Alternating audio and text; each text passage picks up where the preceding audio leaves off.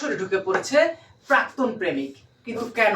ওই বাড়াবো ওই বাড়া ওই তুই আমার প্রেমিকা এই দাঁড়া, এই তোর মেয়ে আমার টাকা বেন করছে আর বুড়া বেটার সাথে বিয়ে হইছে কি বেশ করছে ভালো লাগছে 3 বছর যাবত আমার সাথে বেন করছে এই দাঁড়া, না বাড়াবো এই তুমি এসো শুনেন, আমরা একজন একজন করে কথা শুনি।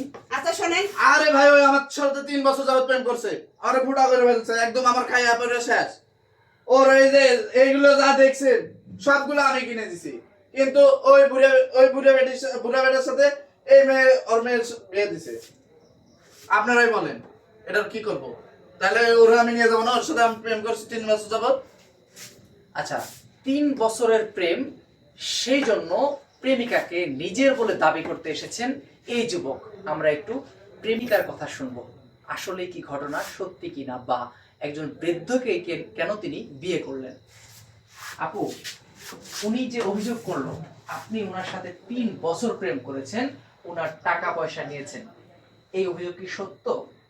জি সত্য, ওনার সাথে আমার সম্পর্ক ছিল। আমি 3 বছর সম্পর্ক করছি, কারণ ও আমার পিছন পিছন ঘুরতো, এই জন্য সম্পর্ক করছি। আমি টাইম পাস করছি, কিন্তু বিয়ে করার জন্য না।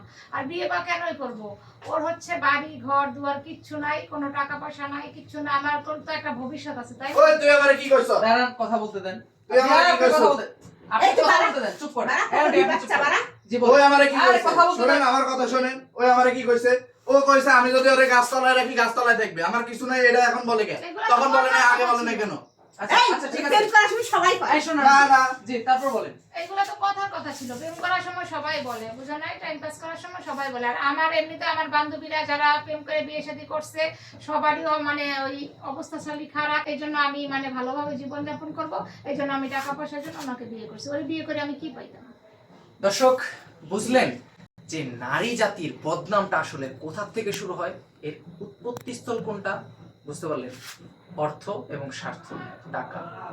এই উঠতি বয়সের মেয়েদের যে কি টাকার প্রয়োজন, এটা ভুক্তভোগী যে না হয়েছে সে বুঝতে পারবে না। আমরা এই বিষয় নিয়ে কথা বলবো এই বৃদ্ধ লোকটার সাথে, অর্থাৎ নতুন দুলা যিনি বিয়ে করেছেন। আসসালামু আলাইকুম। আমার সাথে কথা বলার আগে আমার শাশুড়ির সাথে কথা বল, তাহলে সবচেয়ে সুন্দর হবে। একটু বলেন কি বলবো আপনার শাশুড়ির সাথে? ওই শালা টাকা খাওয়ায় সবকিছু করছে। আপনি তো ওই বেশি শালা- কথা আরে ভাই, ওই কথা শালার বলতে দোষ দেন। বেশি। আপনি কথা বলতে দেন। আপনার শাশুড়ির সাথে কেন কথা বলবেন? আমার শাশুড়ি তারে আমার সাথে বিয়ে দেবে কেন? আর এই প্রেমিক যে তারা আছে আমার কেন জানালো না? আর এখন কেন আমার বাড়ি এসে আমার বাসর ঘরে হামলা করলো? আপনি আপনি যে এই বয়সে এরকম অল্প বয়সে একটা মেয়ে বিয়ে করলেন, কিসের লোক?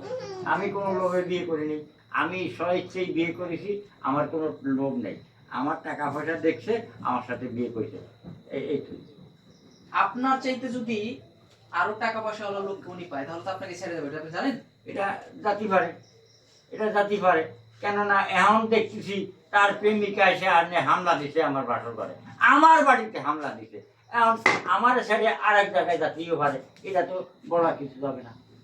দর্শক, আসলে বাস্তব যাই হোক, উনি মেনে নেবেন। কি বলবো, আসলে এই সমস্ত ঘটনা ব্যাখ্যা করা মুশকিল, বা এই সমস্ত ঘটনা নিয়ে মন্তব্য করাটাও মুশকিল। আমরা একটু মেয়ের মায়ের সাথে কথা বলবো, দেখি উনি আসলে এই ঘটনাটাকে কিভাবে বিশ্লেষণ করেন। আন্টি বলেন, আপনার মেয়েটাকে, এত সুন্দর একটা মেয়েকে এরকম একটা বৃদ্ধ লোকের সাথে শুধুমাত্র টাকার জন্য বিয়ে দিলেন, কাজটাকে আপনি ঠিক করলেন?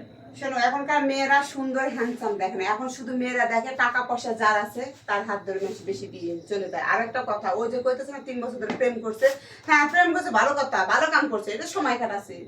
এখনকার ছেলে মেয়েরা টাইম পাস, আপনি তো বোঝেন ভালো করে, টাইম পাস সময় কাটাচ্ছে, কথাবার্তা বলতে, এই তো ঘুরতে গেছে, হানিমুন করছে, শেষ।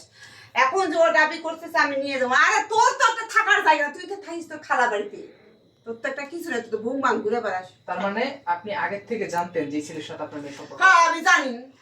টাকা পয়সা যে খাইছে, তার মানে ওর টাকা আপনিও খাইছেন? ওর বর পুরো ফ্যামিলি ফার্স্ট ক্লাস বেয়াদব। না না, ওর পুরো ফ্যামিলি ফার্স্ট ক্লাস বেয়াদব। দেখেন না কেমনে কথা বলে, হানিমুনে গেছি, টাইম পাস করছি। করছিস তো কোন কোন সব সমাজের মানুষ এই কথা বলতে পারে? ঠিকই তো বলছে, কোনো ভালো পরিবার, কোনো সভ্য সমাজ। একটা কথা বলে, আপনারা ছেলে মানুষ, আমরা জানি আপনাদের চুলকায় বেশি, আপনাদের চুলকাইছে, আমার মাইয়া মরম লাগেছে, সমস্যা কি? দর্শক, টিহার পয়সা না দিলে কি জোর করে নাই? আমার মাইয়া খাইছিস কে? হ্যাঁ, তোর মাথার বাড়ি দিয়ে খাইছে, তোর মাথার মধ্যে বাড়ি মারছিস আমার তো তোর মাইয়া। মাইয়া গেল কেমন লাগে?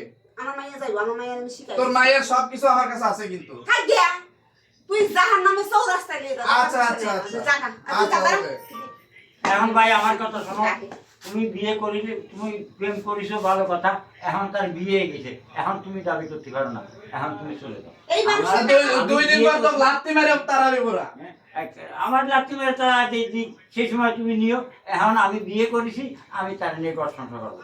ভাই তোর আট ধরেছি, তুই বেড়ে যা, আমার বাসনটা করতে দে। না আমি বাড়াবো কে, আমার প্রেমিকাকে আমি নিয়ে দেবো ভাই। দাঁড়ান দাঁড়ান, এই ধৈর্য ধরেন। দর্শক, আসলে এই জটিল রহস্যটা আমি উদ্ঘাটন করতে পারবো না, আমার পক্ষে সম্ভব নয়। আমি যদিও বা শুধুমাত্র সংবাদ সংগ্রহ করার জন্য এখানে এসেছিলাম, আমি এতটুকুই করেছি, এর বাইরে কোনো কিছু করতে পারবো না। আমারও একটা সীমাবদ্ধতা আছে। এই ঘটনার সুরাহা করবে সমাজ, এই ঘটনার সুরাহা করবে পঞ্চায়েত। আমরা হয়তোবা সামনে আরো কোনো চাঞ্চল্যকর তথ্য নিয়ে আপনাদের সামনে হাজির হবো। ততক্ষণ পর্যন্ত সবাই ভালো থাকবেন, সুস্থ থাকবেন। ধন্যবাদ সবাইকে।